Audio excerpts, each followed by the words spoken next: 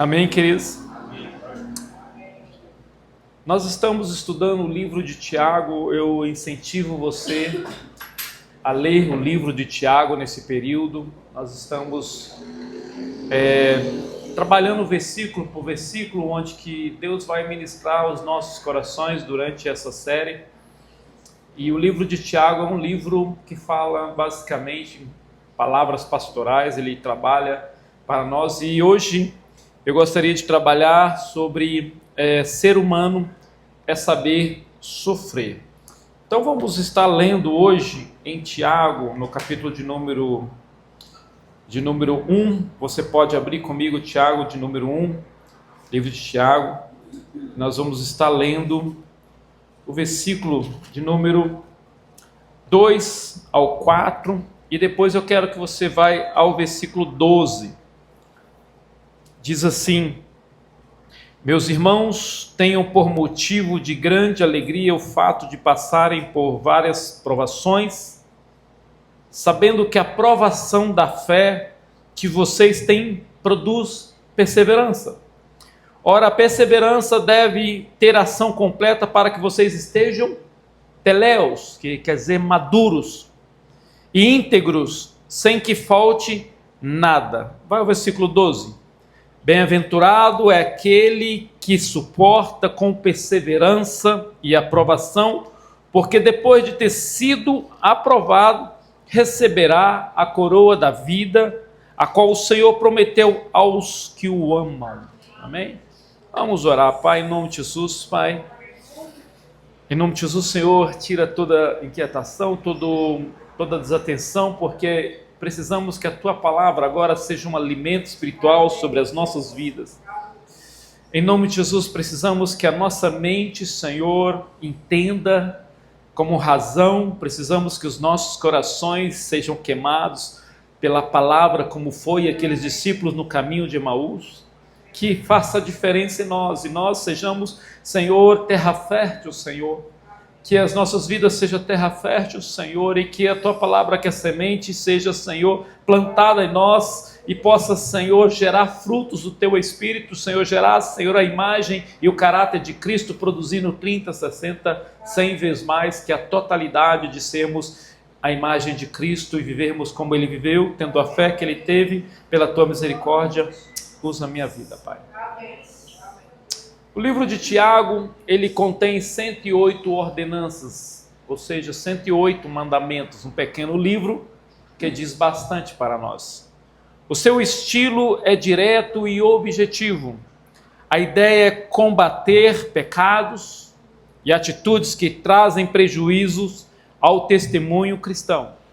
A ideia de Tiago é pastorear aquelas 12 tribos, ou seja, a totalidade de aonde essa carta alcançar, para que as pessoas, a vida cristã, de todos aqueles em geral, e as pessoas começam a crescer espiritualmente. Por isso que a carta de Tiago parece mais com o Sermão do Monte, com os ensinamentos de Jesus.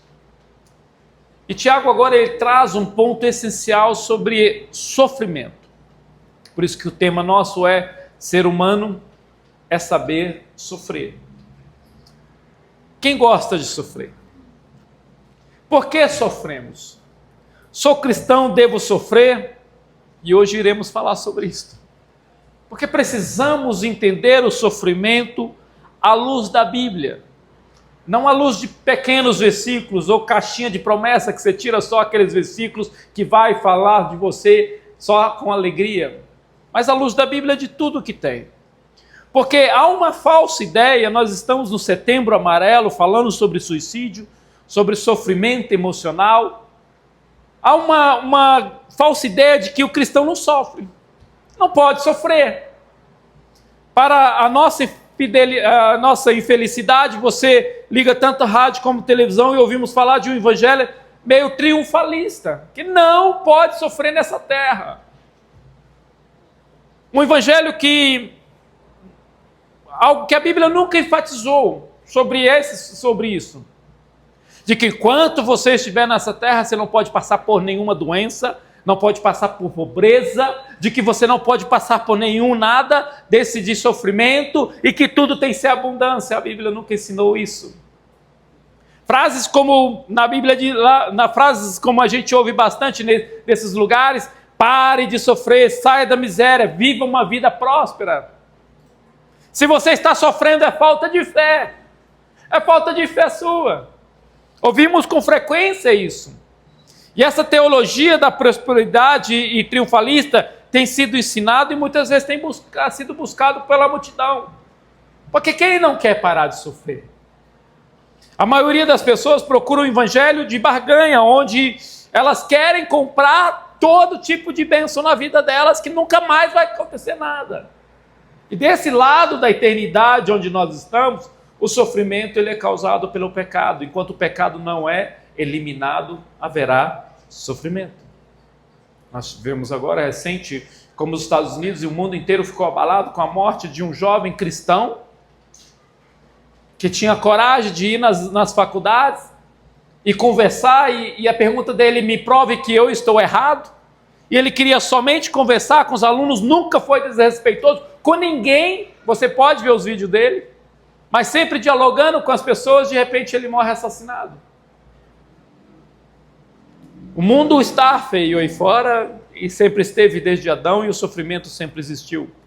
Agora a sua esposa e seus filhos estão em sofrimento por causa do pecado. Quantas vezes você já ouviu aquela famosa frase muito pregada em muitos púlpitos cristãos que diz: pare de sofrer? O sofrimento não é de crente, crente não pode sofrer. Às vezes você vai no enterro, o culto fúnebre, e a pessoa: não chore porque ele está no céu. Assim, literalmente as pessoas estão dizendo o quê? Gente, há sofrimento, a gente não estamos acostumados com a herança do pecado, que é a morte física, que é a separação. Eu não sei você, mas eu ouvi muitos assim. O evangelho é anunciado ao descrente assim como se anuncia um produto vendendo na televisão: compre isso e seus problemas vão acabar. Um descrente que está sofrendo por alguma razão vem para essas igrejas com uma promessa e acha que o sofrimento será eliminado dali em diante. Ou, para ser exato, ele se torna cristão para deixar de sofrer. E a partir de agora, só alegria, bênção pura. Será? Eu estava vendo um documentário de uma mulher que ela buscou encontrar paz para o sofrimento dela. E aí ela estava contando todos os caminhos que ela passou. E aí ela disse que passou numa igreja que falava que o sofrimento dela ia acabar e não acabou. E aí ela foi na Índia, ela era rica, para ver se encontrasse uma meditação ou alguma coisa, e ela disse que o sofrimento dela não acabou. E aí ela continua contando a história dela naquele documentário, e o documentário fala sobre sofrimento, e ele não trouxe se ela resolveu o problema dela ou não. Mas quando ela falou: fui numa igreja que me prometeu que o sofrimento ia acabar, eu já pensei que existe realmente lugares assim. Há algumas lacunas dessa ideia falsa de que o cristão não pode sofrer. Fuga da realidade. Primeiro, essa ideia de que aceita Jesus e não sofra mais. Oferece um escape doentio da realidade de cada ser humano. A busca do livramento das dificuldades presentes quase chega a produzir uma negação da realidade. Se você realmente aceitar Jesus, acabou tudo, não vai sofrer, não vai ter divórcio, não vai ter separação, não vai ter morte, não vai ter falta de dinheiro, não vai ter terremoto, não vai ter mais nada na sua vida. Por exemplo, quando alguém tem dor de cabeça e considera-se não espiritual dizer: estou com dor de cabeça. Mas se considera espiritual se dizer: eu não estou com dor de cabeça porque eu sou crente. Acontece. As pessoas têm uma negação. Aí nega a saúde, joga remédio fora. Quantas vezes eu já vi pessoas que jogaram remédio fora por causa de um pregador falso, com um falso evangelho, com uma falsa palavra de Deus para aquela vida, dizendo que ela estava curada e ela não estava. Um pregador que chega e olha para uma criança autista e diz: tá em nome de Jesus, pronto, ela não tem autismo mais. E a criança continua com autismo. E por dizer: não estou dizendo contra a cura, porque eu já vi um vídeo de uma criança ser curada de autismo. Ele orou na hora. A criança, ela tinha um grau muito alto e o pastor aqui na América Latina orou e aquela criança começou a ter noção de conversa. Ele não conversava, ele fazia barulhos e aquela criança foi curada. Mas existem muitos malucos por aí que estão tomando uma autonomia que eles não têm. É a fuga da realidade. Fala no entendimento de quem é Jesus. Segundo os que ensinam esse evangelho, parece não entender Jesus e a sua missão. A tendência é distorcer tudo o que Jesus disse, que foi de vir primeiramente para salvar as pessoas do seu pecado, ao contrário de torná-las ricas e livres do sofrimento. O interesse do Senhor é a alma da pessoa, é salvação. Falta de uma teologia do sofrimento. Esse falso evangelho não possui teologia ou explicação bíblica para as questões relacionadas à dor, ou qualquer coisa relacionada ao sofrimento. Não há uma explicação, eles não sabem explicar, eles não querem falar sobre isso. Você senta na televisão, que nem eu sentei já com uma pessoa assistindo televisão, e aí o pregador está falando que Jesus disse isso. No mundo tereis aflições, mas tem bom ânimo, eu venci o mundo. Sabe o que a pessoa disse? Jesus estava dizendo isso para ele que ia sofrer na cruz. Crente não sofre isso. Você não vai ter aflição no mundo. Gente, Jesus está dizendo que no mundo teremos aflições. E o pregador na televisão me negando a palavra de Deus. Por quê? Porque ele quer vender prosperidade. Quando se estuda as Escrituras, vemos um Deus que escolheu não proteger seus servos das dificuldades normais e do problema da vida. Há vários exemplos nas Escrituras, inclusive heróis da fé, como José, Moisés, Davi, Jeremias, Pedro, Paulo, Elias, que sofreram. De geração em geração, o povo de Deus tem sofrido injustiça, tem sofrido discriminação, dificuldades, enfermidades, etc. Não por falta de fé, mas porque Deus permite. Olha para Jó. Olha o tanto que Jó sofreu. O fato é que os seguidores de Jesus não são isentos dos problemas nessa terra e dificuldades comuns da vida. Sempre vai haver dificuldades nesse mundo. Ficar tão obcecado em negar ou evitar pode, aliás de tudo, ser falta de confiança na soberania de Deus e na sua misericórdia e no amor dele. Deus nem explica para Jó o que ele passa, mas Deus estava lá e Jó se torna conhecido de Deus verdadeiramente. Então há sofrimentos que Deus permite, há sofrimentos, logicamente, que a gente cria, entende? Há sofrimento que a gente cria. Por exemplo, você ganha um salário que você ganha tanto e vai lá e compra um carro de 200 mil. Você vai endividar, você vai quebrar. É um sofrimento que você produziu por dívidas. Mas há sofrimentos que é permitido por Deus e esse mundo, infelizmente, ele causa o sofrimento e ninguém está isento disso. O sofrimento é humano. A questão é que temos em Tiago hoje é sobre a maneira que enfrentamos esse sofrimento. Nós já vimos aqui que em Gênesis 3, 17, 19 vemos o início de todo o sofrimento por causa do pecado. O sofrimento não é por causa de demônios. Demônios ajudam no sofrimento. Há doenças que demônios estão nelas. Mas o sofrimento, a causa principal é o pecado humano. A proposta da Bíblia é que o sofrimento é entendido nessa perspectiva de ser algo humano. Após a queda, a vida teve um relacionamento direto com o sofrimento. Já ouviu falar aquele ditado, a vida não é um paraíso? É porque o homem foi expulso do paraíso. Pois bem, existir é ter sofrimento e estamos juntos por causa da desobediência dos nossos primeiros pais no paraíso do Jardim do Éden, e todo o cosmos foi subjugado a essa aflição. O sofrimento no entendimento judaico-cristão é problema humano porque o homem se tornou maldoso e nós impusemos isso a todo o universo. Querendo ou não, você sofre às vezes sofrimento, ou você põe sofrimento na vida das pessoas por causa da maneira que você é e por causa da herança do pecado. Uma palavra, alguém te xinga ou você xinga alguém. Alguém fala com raiva ou você fala com raiva com alguém. Você despreza alguém ou alguém te despreza. Sempre haverá, às vezes, o percurso de tudo isso. Esse mal é muito apoiado pelo diabo e seus anjos que querem ver a criatura de Deus sofrer. E pensa numa pessoa que quer ver o ser humano sofrer.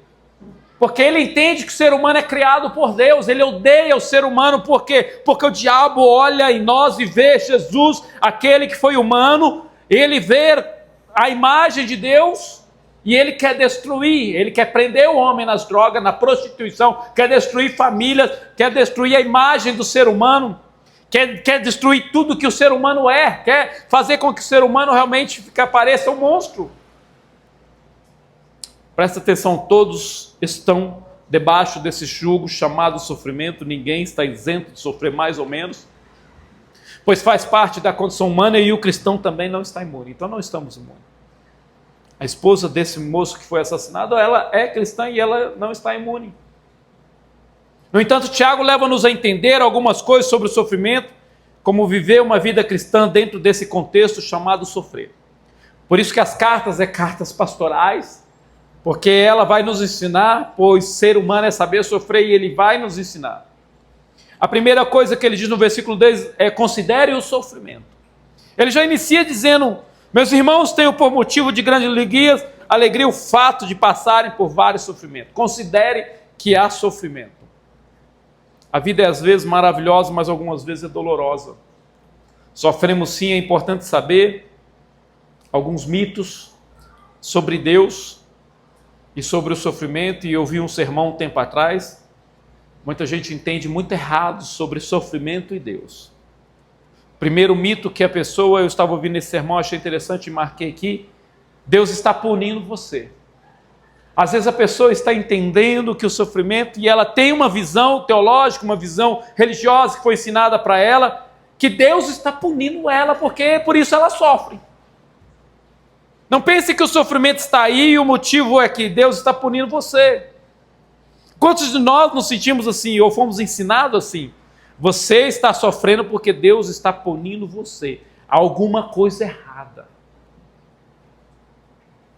Eu devo ter feito algo errado. Deus vai me punir para pagar isso de volta, pelo que eu fiz ou não fiz. Isso é uma mentira, não é verdade. Você pode sentir isso, mas não se alimentar disso. Deus não castiga o seu povo, porque já castigou o seu filho.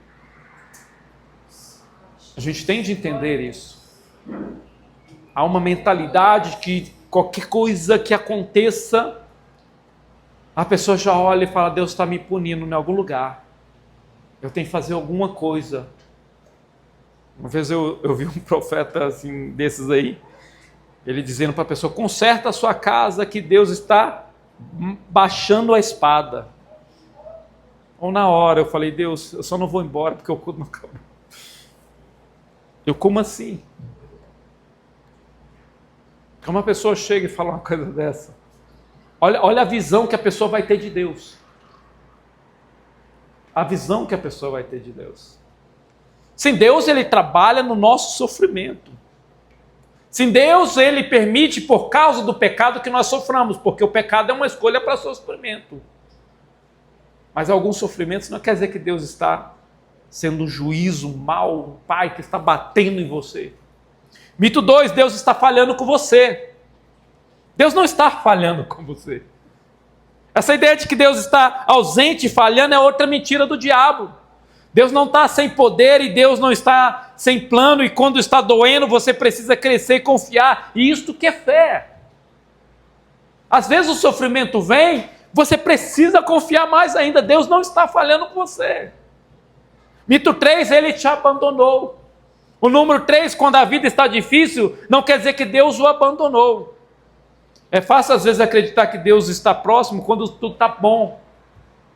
E é difícil acreditar que Deus está perto quando os tempos estão difíceis. Você precisa acreditar em Deus e em sua palavra. Isso serve para nós. Isso é muito importante. Eu nunca vou deixar vocês. Foi o que Jesus disse: eu nunca vou deixar vocês. Estarei com vocês para sempre. Essa é uma das últimas coisas que Jesus nos diz antes de retornar ao céu. E depois que ele subiu, ele enviou o Espírito Santo para que a presença e o poder de Deus estejam disponíveis para nós através do Espírito Santo. Ele enviou a força que nos ajuda a viver. Então Deus não nos abandonou. Essa é a mentira que o mundo quer dizer. Está sofrendo é porque Deus te abandonou. Deus não o abandonou. Deus não o abandonou, você não é um órfão ou uma órfã. Deus não é um pai que olha para você e diz, bem, sorte aí, filhos, viva a sua vida. Ele não é esse Deus. E sai pela porta, como muitas vezes acontece com muitos filhos, que os pais o abandonam. Seu Pai Celestial não é assim. Ele não vai te abandonar. Mito 4, ele vai te dar o melhor. Muita gente olha, número 4, alguns carregam aquela ideia do evangelho errado. Olha, você está passando essa prova, quer dizer que Deus vai te dar algo melhor. Pior é quando você ouve isso, de quando está havendo uma separação no casamento de uma pessoa. E aí a pessoa está separando, está sofrendo a separação, não quer ser separado, de repente chega alguém e diz, olha, Deus tem algo melhor para você. Você está de brincadeira. Espera um pouco, Deus vai mudar a sua vida em bênção. A pessoa começa a falar essas profecias como se algo fosse algo assim. Deus não promete que as coisas vão mudar muitas vezes. Deus promete que você pode mudar. Deus não prometeu bem, a vida é difícil, apenas espera que vai melhorar. Talvez não, talvez piore. Mito 5, Deus responderá a cada pergunta sua. Quando a vida está difícil, não diz que Deus responderá a todas as perguntas. Ele não respondeu Jó. Se Deus não respondeu Jó, que a Bíblia diz que era um homem justo, mas muito justo, vai responder a mim, a nós, que muitas vezes assim, não estou querendo desfazer de nenhum, mas eu, pelo menos, eu acho que eu não chego aos pés de Jó. Às vezes eu nem preciso perguntar para Deus. Deus diz, viva pela fé, não pela visão, olhe para mim, não para as respostas. Então, quando há sofrimento, a Bíblia não diz que Deus está te castigando, Deus está falhando em você, que Deus o abandonou, que Deus é malvado para contigo, Deus vai consertar tudo para você, ou que Deus precisa dar uma resposta. Haverá provas e passaremos por elas. Foi o que Jesus disse em João 16:33, ele diz essas coisas para que em mim vocês tenham paz. Neste mundo vocês terão aflições, contudo tenham ânimo. Eu venci o mundo e nós podemos vencer. João 3:16-33 é bem claro, não tire nada do que está no contexto. A segunda coisa que Tiago diz, considere como um teste. Versículo 3 diz, sabendo que a provação da fé que vocês têm produz perseverança. Mar, eu vou usar a nova versão atualizada NAA, tá? Sabendo que a provação da fé que vocês têm produz perseverança. Sabendo que a provação tem perseverança. Tiago nos diz que as nossas provas irão mudar o nosso caráter, por isso devemos considerá-la. Provavelmente são provações que abrangem várias áreas da nossa vida. Provações que abrangem espiritual, moral, financeira, até mesmo uma perseguição por causa do Evangelho. E isso vai aperfeiçoar-nos e mostrar quem somos. Algo que podemos pensar sobre isso é qual é a nossa atitude em direção ao sofrimento. Qual é a nossa atitude? E a nossa atitude tem que ser diferente do mundo. O mundo que nos rodeia quer ver como reagimos no meio da provação, das provações mais difíceis da vida.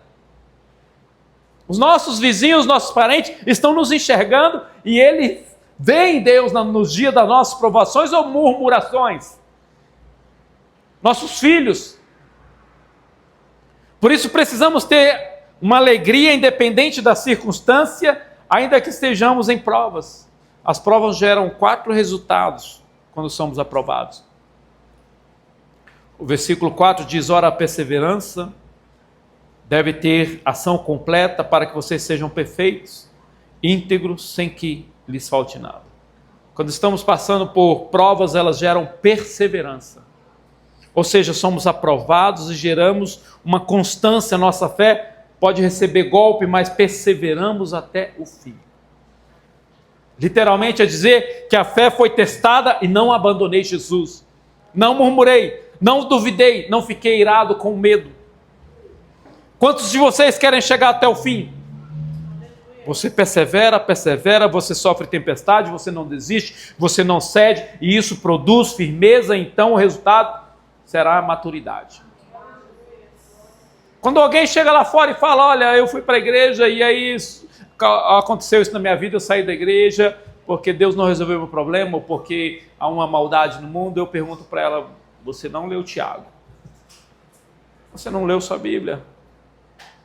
Que a Bíblia diz, você não leu Jó. Aonde que você aprendeu de Deus? Ah, se Deus existe, por que há sofrimento e maldade? Por isso eu saí da igreja. Por causa do sofrimento da maldade. Eu falei, você resolveu o problema? Não resolveu. Porque o mundo continua com maldade e com sofrimento. Mas o crente firme em Deus, as coisas vão acontecendo e eles vão se firmando mais na fé. Homens como Jó, que disse que no versículo que lemos, que agora eu te conheço de verdade, agora realmente eu tenho conhecimento de quem tu és, perseverou no sofrimento. Outro resultado do sofrimento é que muitas vezes nós tornamos-nos mais maduros. Um pastor disse uma vez, o que isso significa é que você se tornará mais piedoso, mais parecido com Jesus. O teste será usado para transformá-lo. Quantos de nós queremos ser mais como Jesus? Quantos de vocês querem ser mais como Jesus? Quantos de vocês querem aprovações, ok?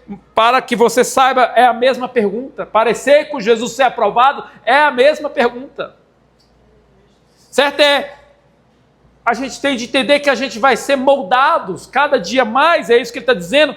A perseverança deve ter ação completa, que vocês sejam perfeitos, aprovados. A palavra aqui é teleios, maduros espiritualmente, saber enfrentar todos os momentos. E é aquela situação, a pessoa, entende? Eu tinha um americano, uma vez eu fui visitar ele odeia academia, ele odeia fazer todo tipo de exercício, ele bebia muita cerveja, e aí um dia ele chegou, e levantou a blusa e mostrou o tanquinho dele. Rapaz, você estava gordo, o que aconteceu? Ele foi lá e fez uma lipoaspiração, arrancou tudo. Passou um ano, ele estava do mesmo jeito. Porque para quem malha, quem vai numa musculação, sabe que exige constância. Exige você trabalhar, ser constante naquilo, para você crescer. Tem gente que, eu vou fazer uma prova e Deus vai... Se você não estudar, você não passa. Você precisa de constância para aquilo acontecer.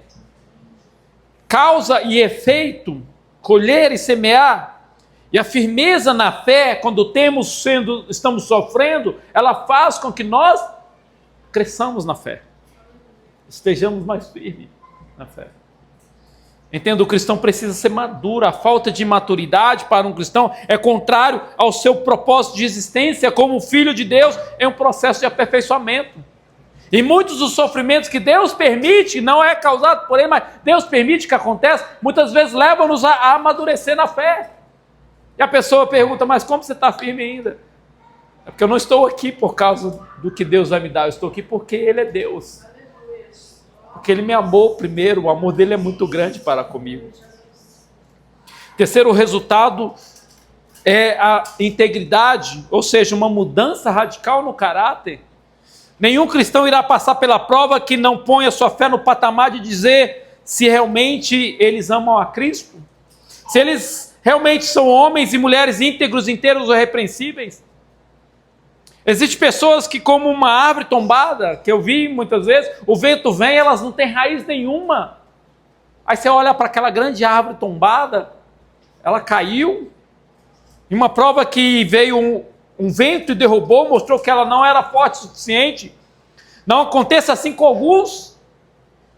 As pessoas estão firmes e de repente elas saem da igreja. Alguns terão muito mais, muito menos, outros nada, até será tirado, para que possa provar a sua fé. E Deus vai mostrando o coração da própria pessoa na aprovação. O próprio coração da pessoa é provado na aprovação, para saber quem ela realmente é. Terceiro, ele diz, confiança, não lhe falte nada. uma coisa que precisamos confiar, nada vai nos faltar. Ler e abrir o Salmo 23 como amuleto é uma coisa. Vai lá e abre o Salmo 23 como amuleto. Mas viver realmente o que o Salmo diz é outra. Veja você mesmo. Quando o Tiago fala que nada vai faltar, ele está falando de uma alegria. Saiba que a nossa vida não depende da felicidade que é gerada. Felicidade é algo que é gerado. Você ganhar algo, você fica feliz. É seu aniversário, você está feliz. Uma criança nasce, está feliz. Por coisas externas. Mas vivemos pela alegria. Felicidade vem da mesma palavra, raiz, que é acontecer. Ou acontecendo. Felicidade é uma palavra que é o que está acontecendo. Entende? Quem gosta de futebol, o time ganha, é uma felicidade. O contrário é uma tristeza. Se alguma coisa acontece, é uma felicidade. Um parente veio te visitar, algo externo aconteceu, é uma felicidade. Você vai visitar um parente, é uma felicidade. A felicidade é baseada em acontecimento. Mas Tiago não está falando de se sentir bem, porque as coisas estão indo bem. A felicidade está bem, mas no final é superficial. Ele está falando da alegria. Alegria é algo profundo, uma coisa profunda. A alegria, por outro lado, existe no mais profundo do coração. Não é um sentimento fugaz, mas é baseado no Deus imutável e a sua promessa. E o termo alegria é a palavra chará em grego. Significa deleite, prosperidade. Se deriva de charo, que significa regozijo, que traz à mente uma imagem diferente do que é ser feliz. Isso é gerado pela confiança que temos em Deus. É algo que lá dentro você continua de uma maneira regozijando, mesmo passando por sofrimento. Há uma tristeza humana? Há uma tristeza humana, mas parece que você não consegue entrar naquele fator de raiva, de abandonar tudo. Você vive ainda a esperança lá dentro, porque há alguma coisa que te atrai. Podemos ver que alguns dos nossos exemplos são os discípulos que não somente viveram, mas passaram pelas provas e foram aprovados, e eles sofreram por causa do Evangelho. Veja o que aconteceu com cada um deles.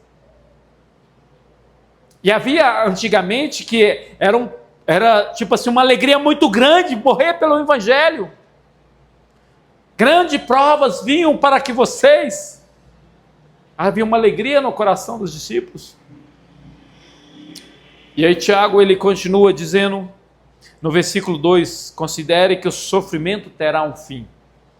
Por isso que ele diz no versículo 12, bem-aventurado é aquele que suporta com perseverança a aprovação, porque depois de ter sido aprovado, receberá a coroa da vida, a qual o Senhor prometeu aos que amam.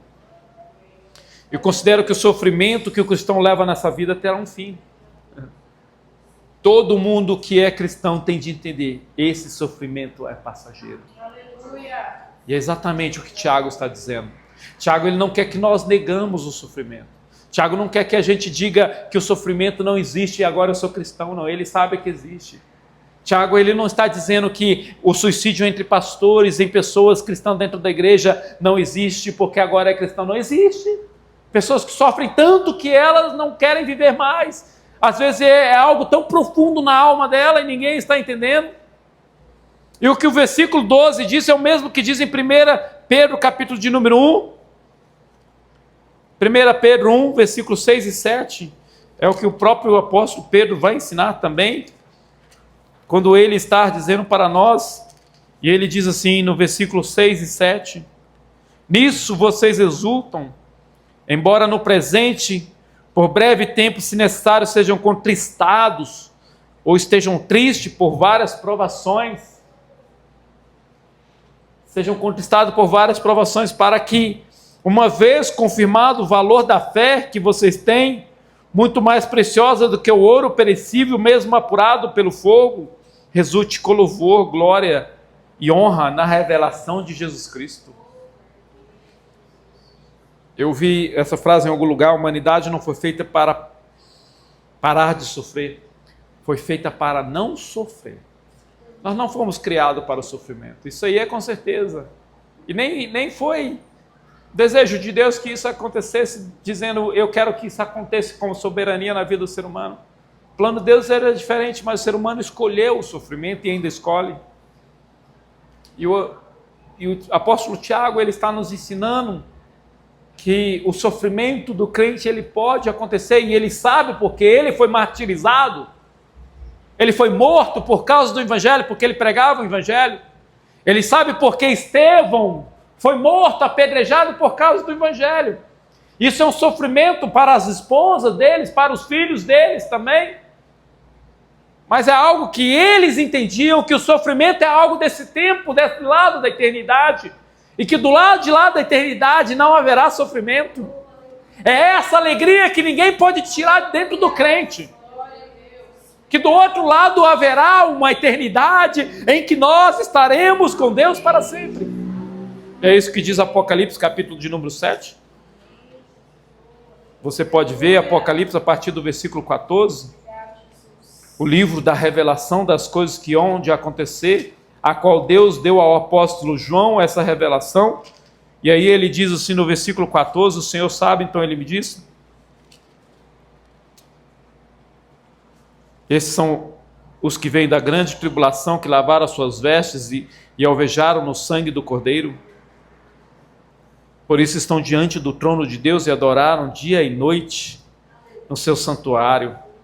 E aquele que está sentado no trono estenderá sobre eles o seu tabernáculo. Jamais terão fome. Versículo 16. Nunca mais terão sede. Não cairá sobre eles o sol, nem qualquer outro calor forte. Pois o Cordeiro que está no meio do trono os apacentará, e os guiará para as fontes da água da vida, e Deus lhe enxugará dos olhos todas as lágrimas. Por isso persevere quando há problemas, persevere quando há lutas, persevere quando a vida está... Não estou dizendo para arrancar de você o sentimento de tristeza, porque é humano sentir tristeza. É humano às vezes não conseguir dormir por causa da tanta tristeza. É humano a gente ter isso em nós. Mas tenha a alegria de calma, a eternidade, que tudo nessa terra vai passar. Porque o que promessa maravilhosa, sim, mesmo aqueles que passaram pela maior tribulação, que ele está dizendo aqui, na terra terão seus olhos enxutos pelo Rei dos Reis. Hoje a gente vê, agora na Nigéria, a perseguição que há aos cristãos, que é algo que ninguém está falando, a mídia não fala. Se o nome cristão está no meio, pode ter certeza que o mundo não vai querer falar sobre ele, porque o nome cristão liga a Cristo. E Jesus Cristo é Senhor e o mundo em pecado, jaz no maligno, odeia Cristo. Mas a Nigéria está passando por um genocídio maior do que muitos lugares. Está passando por mortes mesmo, bastante gente está morrendo. Até janeiro agora mais de 7.000 cristãos foram mortos. E ninguém está falando sobre isso. Mas o Apocalipse diz que eles terão seus olhos enxutos. A Índia está passando por uma grande perseguição, porque o governo agora levantou a religião como religião de Estado, e as pessoas estão entrando nas igrejas e matando pastores, batendo nas pessoas assim, e ninguém vai falar sobre isso, mas no céu os olhos deles serão enxutos. Não haverá dor. Que impressionante, que bela esperança. Pararão de sofrer, só que na hora certa. É isso que Tiago está dizendo, bem-aventurado somos nós, a coroa da vida. Ainda no livro de Apocalipse, no capítulo 21, no versículo 3 e 4, maravilhosa é a palavra de Deus que nos ensina sobre sofrimento em todos os lugares. Diz assim, 3 e 4, então ouviu uma voz forte que vinha do trono de Deus, do trono, e dizia: eis o tabernáculo de Deus com os seres humanos, Deus habitará com eles. E aí continua, eles serão um povo de Deus, e Deus mesmo estará com eles, será o Deus deles, e lhes enxugará dos olhos toda lágrima, e já não existirá mais morte, não haverá mais luto, nem pranto, nem dor, porque as primeiras coisas passaram. Parafraseando, vamos parar de sofrer quando essas coisas passarem nessa terra. Então eu não sei se você está em sofrimento hoje, ou se vai passar por sofrimento amanhã. Eu não sei o que está passando, não sei qual a soberania de Deus para a minha vida, para a sua vida, ou para a vida de qualquer um de nós. Eu sei que é a família de Charles que está passando sofrimento agora. Mas haverá um dia que não haverá mais isso, tudo será anulado. Onde aqueles que reinam com Deus, aqueles que perseveram, como Tiago está dizendo, persevere na fé, persevere no sofrimento, persevere, fica firme. Está dizendo que esses, quando chegarem no céu, Deus será o Deus deles e não haverá mais sofrimento. E é isso que eu creio. Aleijados, cegos, deprimidos, pobres, cancerosos, pacientes de hemodiálise, fibromialgicos, aidéticos, torturados, assassinados, abusos sexualmente, espancados, todos esses tipos de pessoas que passam por isso, presidiários, depresados, solitários, mal amados, qualquer tipo de sofrimento, aqueles que creem em Cristo, todos estarão reunidos como uma grande celebração, onde a única coisa que você não encontrará será justamente o que Tiago está dizendo que acontecerá aqui, o sofrimento. Não haverá sofrimento, não. A eternidade. Essa é a esperança que mantém o crente vivo. Eu tenho um livro em casa, chama Jesus Louco, eu esqueci o nome do livro agora. É um livro que conta a história dos mártires. Jesus Freak, que é Loucos por Jesus. É um livro que conta o testemunho de várias pessoas. Eu havia uma criança que estava ali, e aí estava uma família, e os russos estavam matando todo mundo que era crente, e aí virou para o pai e apontou a arma e falou: vou matar sua filha agora se você não negar Jesus. E aí quando apontou a arma para aquela criança, aí o pai começou a chorar e a menina vira para trás. Isso está escrito porque o soldado que aceitou Jesus Cristo, ele escreveu uma carta sobre esse escrito e acharam esse escrito, isso é um testemunho verdadeiro. E aquela criança disse: pai, não chore, no céu não tem sofrimento. No céu não tem sofrimento. Por isso persevere até o fim, pois vai valer a pena.